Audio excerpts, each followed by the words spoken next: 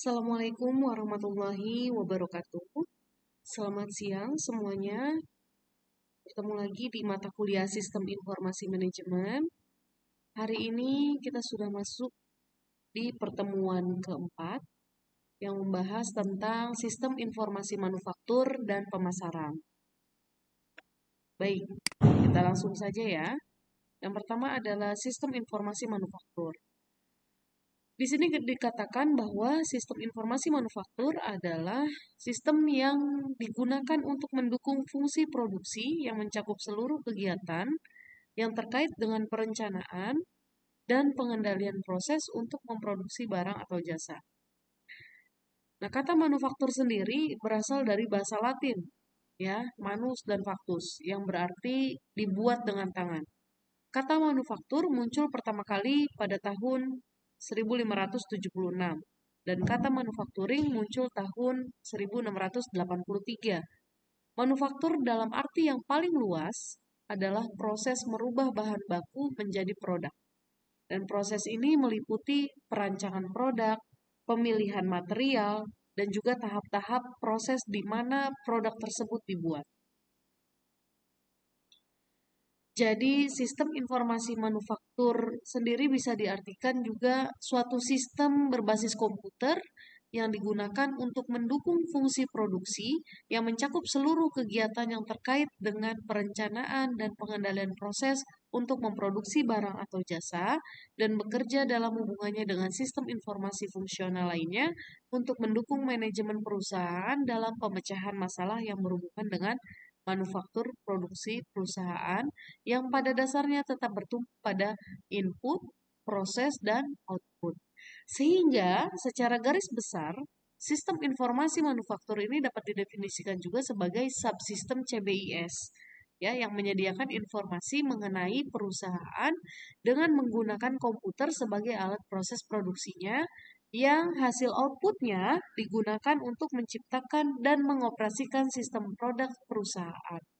Sistem ini digunakan untuk mendukung fungsi produksi yang meliputi seluruh kegiatan yang terkait dengan perencanaan dan pengendalian proses untuk memproduksi barang atau jasa.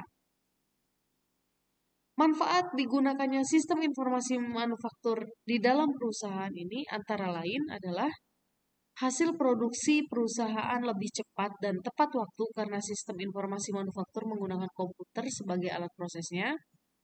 Yang kedua, setiap komponen data dalam sistem informasi manufaktur dapat menunjang proses pengolahan untuk menjadi informasi yang berguna bagi departemen persediaan, departemen produksi, dan juga departemen kualitas, sehingga keuntungan yang diperoleh perusahaan lebih meningkat karena informasi yang diperoleh adalah informasi yang akurat dan terpercaya. Yang ketiga, arsip lebih terstruktur karena menggunakan sistem database. Dan yang terakhir, dengan menggunakan sistem informasi manufaktur yang berupa fisik robotik, hasil produksi semakin cepat, tepat, dan berkurangnya jumlah sisa bahan yang tidak terpakai. Ruang lingkup daripada sistem informasi manufaktur sendiri mencakup beberapa hal, yakni sistem perencanaan manufaktur, ya, kemudian ada rencana tenaga kerja, ada rencana produksi, rencana kebutuhan bahan baku, serta sistem pengendalian manufaktur. Baik, berikutnya ada model sistem informasi manufaktur. Bisa kalian lihat di sebelah kiri ada input subsystem dan di sebelah kanannya ada output subsystem. Di subsistem input ini terdiri dari sumber internal dan sumber eksternal. Internalnya ada sistem informasi akuntansi. Apa sih yang dilakukan di sini? Nah, proses sistem ini adalah pengumpulan data intern yang menjelaskan antara operasi manufaktur dan data di lingkungan yang berhubungan dengan transaksi perusahaan dengan supplier. Ya, kemudian di subsistem industrial engineering, ini adalah sistem yang terlatih khusus mempelajari mengenai operasi manufaktur dan membuat saran perbaikan. Industrial engineering ini meliputi data khusus dari dalam perusahaan yang menetapkan waktu proses yang dibutuhkan untuk suatu produksi. Dan yang berikutnya ada sumber eksternal, ya, ada subsistem intelijen manufaktur. Nah, Subsistem intelijen manufaktur ini bisa digunakan untuk mengetahui perkembangan terakhir tentang sumber-sumber material, mesin, dan juga pekerja. Seperti itu. Perusahaan manufaktur memerlukan informasi itu untuk melangsungkan roda informasinya. Nah, tanpa informasi yang akurat, perusahaan manufaktur tidak dapat menentukan kebijakan yang tepat. Oleh karena itu, di dalam dunia manufaktur diperlukan sistem informasi manufaktur. Nah, kemudian di output sistem, ya, di output subsystem itu kita bisa lihat yang pertama adalah ada subsistem produksi, ya. Subsistem produksi ini adalah segala hal yang berkaitan dengan proses di setiap bagian kerja atau departemen yang mengukur produksi. Kemudian ada subsistem persediaan. Nah, subsistem persediaan ini memberikan data jumlah stok, biaya holding, safety stock, dan hal lain yang berdasarkan hasil pengolahan data dari input. Fungsi daripada subsistem persediaan adalah untuk mengukur volume aktivitas produksi dan persediaan yang diubah dari bahan mentah menjadi bahan jadi. Berikutnya ada subsistem kualitas. Subsistem kualitas ini adalah semua hal yang berkaitan dengan kualitas, biaya, waktu, performa, ataupun pemilihan supplier. Nah, fungsi daripada subsistem kualitas sendiri adalah untuk dapat mengukur kualitas material saat diubah. Dan yang terakhir ada subsistem biaya. Subsistem biaya ini berguna untuk mengukur biaya yang terjadi selama aktivitas produksi. Ya, unsur pengendalian biaya digolongkan menjadi dua, yaitu standar kerja yang baik dan sistem untuk melaporkan kegiatan secara rinci saat terjadinya proses produksi yang melihat proses sistem informasi manufaktur ini ya bisa kita simpulkan bahwa memang komputerisasi ataupun aplikasi sangat penting dalam proses produksi. Ya. Baik, berikutnya ada istilah yang digunakan dalam sistem informasi manufaktur. Yang pertama adalah ROP atau reorder point. Dia bilang katanya di sini adalah suatu sistem yang mendasarkan keputusan pembelian berdasarkan titik pemesanan kembali. Ya, atau reorder point. Jadi eh, bisa diartikan gini, satu titik yang mana satu barang di dalam gudang ini harus ditambah lagi persediaannya sebelum mengalami kehabisan persediaan seperti itu, ya. Namun kan di sini pertanyaannya adalah kapan waktu yang terbaik untuk melakukan pemesanan barang tersebut, gitu kan ya. Nah, kebanyakan pebisnis retail pemula itu hanya mengandalkan instingnya untuk menambah persediaan produknya. Ketika mereka melihat ada permintaan produk yang meningkat, maka mereka akan segera menambah jumlah produk barangnya di gudang.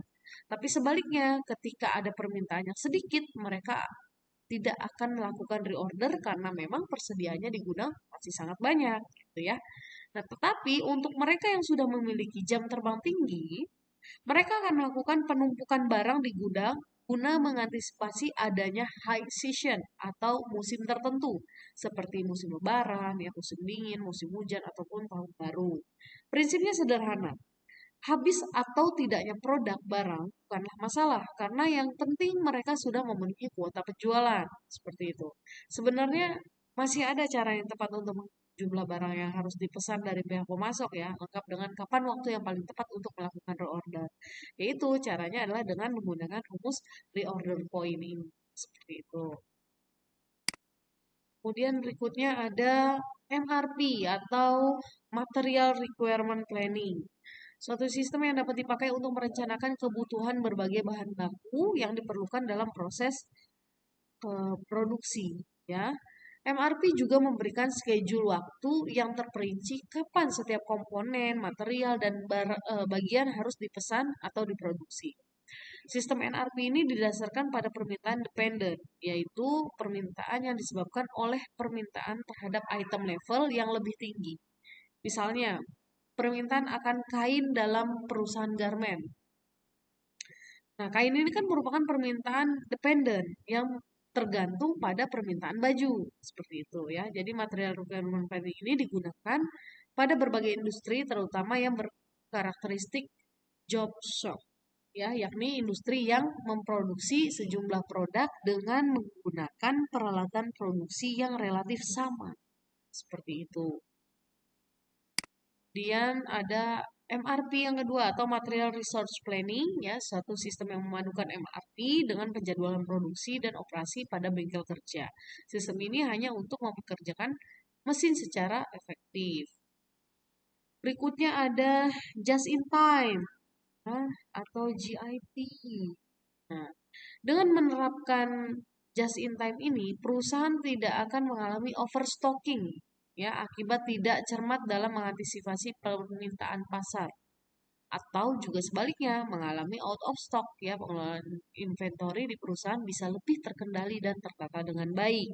Nah, di sini dikatakan bahwa just in time adalah suatu pendekatan yang menjaga arus bahan baku melalui pabrik agar selalu dalam keadaan minimum dengan mengatur bahan baku tiba di bengkel kerja pada saat diperlukan atau tepat pada waktunya.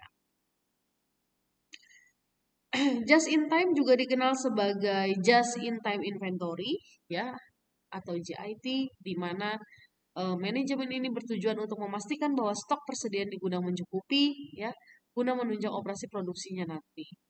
Selain itu, manajemen JIT juga dijalankan untuk mencapai sederet target operasional lainnya seperti daya produksi bervolume tinggi, meminimalisir penggunaan inventaris, mencegah pemborosan pemanfaatan sumber daya, sampai dengan peningkatan produktivitas.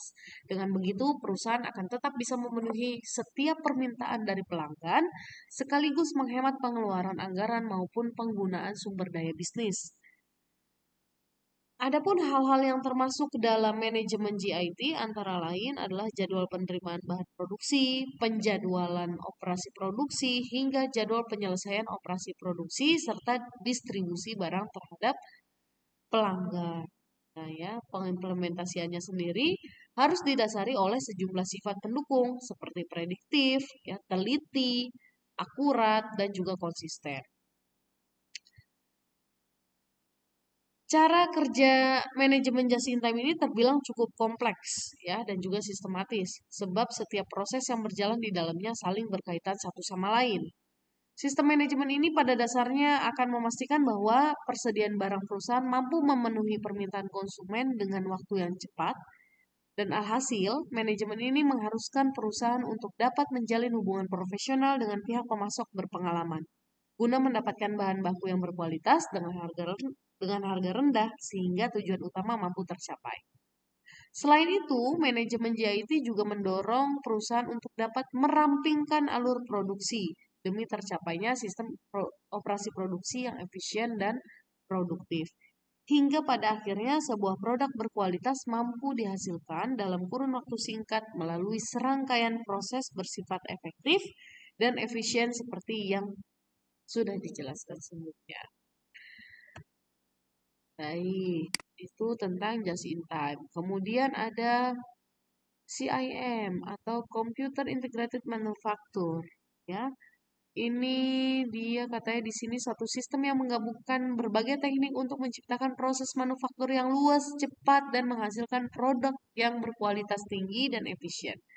CIM sendiri menggabungkan robotika dan cam control mesin, ya.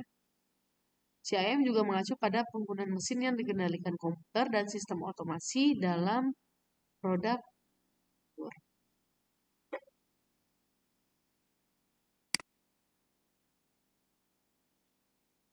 Nah, ini adalah penggunaan komputer sebagai bagian dari sistem produksi fisik ya. Ada CAD, ya Computer Aided Design, ini sistem yang menggunakan komputer untuk merancang satu produk manufaktur ya.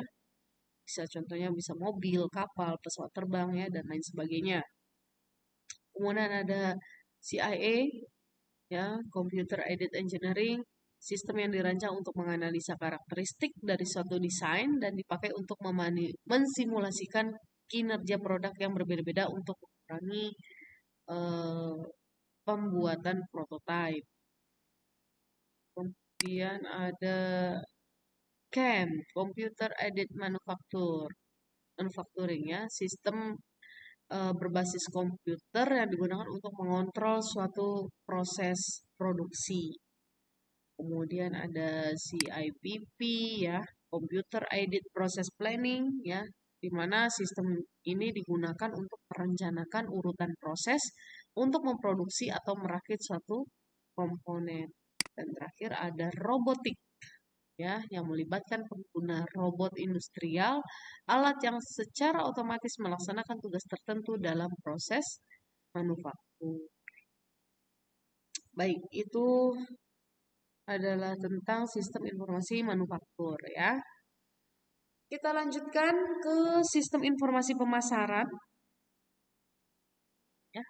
Pemasaran ya adalah kegiatan perorangan dan organisasi yang memudahkan dan mempercepat hubungan pertukaran dalam lingkungan yang dinamis melalui penciptaan, pendistribusian, promosi, dan penentuan harga barang, jasa, dan juga gagasan. Sedangkan sistem informasi pemasaran sendiri merupakan sistem informasi yang menyediakan informasi untuk memecahkan masalah pemasaran perusahaan. Ya, kalau tadi di sistem informasi manufaktur dia punya model sistem informasi pemasaran, di sistem informasi pemasaran ini juga ada modelnya. Yang berbeda adalah di output subsystem, outputnya ya, di output subsystem bukan di input tetap ada sistem informasi akuntansi, kemudian ada subsistem penelitian pemasaran dan juga sumber eksternalnya dari subsistem intelijen pemasaran. Sedangkan di output subsistemnya ada subsistem produk, subsistem tempat, promosi, sistem harga sampai dengan sistem bauran pemasaran. Seperti itu. Nah, ini adalah prinsip daripada pemasaran sendiri ya. Bauran pemasaran ini adalah strategi pemasaran yang terdiri dari gabungan unsur 4P ya, di mana ada produk, promotion, place, dan price. Produk di sini maksudnya apa? Yaitu menyediakan informasi mengenai produk yang dihasilkan. Ya, kemudian P yang kedua ada promotion, yaitu menyediakan informasi tentang kegiatan periklanan dan juga penjualan langsung. Dan yang ketiga ada place, menyediakan informasi tentang jaringan distribusi.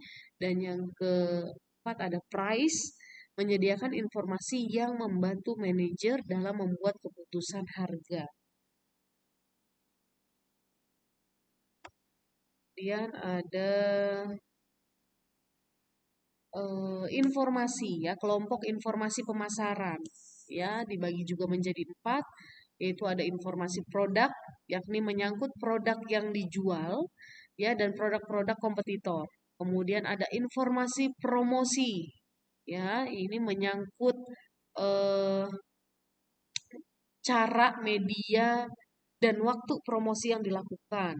Kemudian ada informasi tempat. Nah, ini menyangkut lokasi atau tempat menjual produk. Dan yang terakhir ada informasi harga. Ini menyangkut harga produk, termasuk harga dari kompetitor. Penelitian pemasaran. Lakukan penelitian khusus mengenai operasi pemasaran untuk tujuan mempelajari kebutuhan konsumen dan meningkatkan efisiensi pemasaran.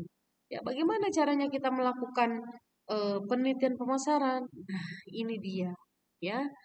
Ada tekniknya, ya, yakni tetap kita lakukan adalah pengumpulan data. Ya, ada data primer dan ada data sekunder. Data primer apa itu? Data primer adalah data yang dikumpulkan oleh pihak perusahaan. Bagaimana caranya? Yaitu dengan cara survei, ya, survei, kemudian wawancara, ya, pengamatan langsung atau observasi serta pengujian terkendali. Kemudian di data sekunder itu apa? Data yang dikumpulkan oleh pihak lain. Contohnya apa? Oh, mencari dari surat kabar, dari majalah, buku atau internet. Kira-kira apa sih yang lagi booming sekarang? Apa sih yang lagi viral sekarang? Nah, itu bisa kita kelompokkan ke dalam data sekunder, ya. Kemudian ada bagian daripada sistem informasi pemasaran. Yang pertama adalah riset pemasaran, ya, atau marketing research, di mana riset pemasaran ini berhubungan dengan pengumpulan, pencatatan, dan juga analisis semua data pelanggan dan calon pelanggan. Ya. Kemudian ada informasi pemasaran ya, atau marketing intelligence ya. Ini berhubungan dengan pengumpulan, pencatatan dan analisis semua data perusahaan pesaing yang memiliki hubungan dengan penjualan barang dan jasa dari produsen ke konsumen. Kemudian eh, yang ketiga adalah pemrosesan transaksi, nah, yakni sistem informasi akuntansi yang berhubungan dengan penjualan. Ya. Dan yang terakhir ada peramalan penjualan atau sales forecasting. Ya, ini berguna untuk melaksanakan peramalan penjualannya. Ini kira-kira di musim ini kita harus mengeluarkan produk apa, ya harus memasarkannya di mana, promosinya bagaimana. Nah, ini ada di dalam peramalan penjualan atau sales forecasting. Oke, baik itu saja ya untuk pembahasan di pertemuan keempat ini tentang sistem informasi manufaktur dan juga sistem informasi pemasaran. Ya, jika ada yang tanyakan nanti bisa didiskusikan via WAG. Terima kasih atas perhatiannya. Semoga bermanfaat. Sampai ketemu lagi di pertemuan berikutnya. Saya akhiri. Wassalamualaikum warahmatullahi wabarakatuh. Selamat siang.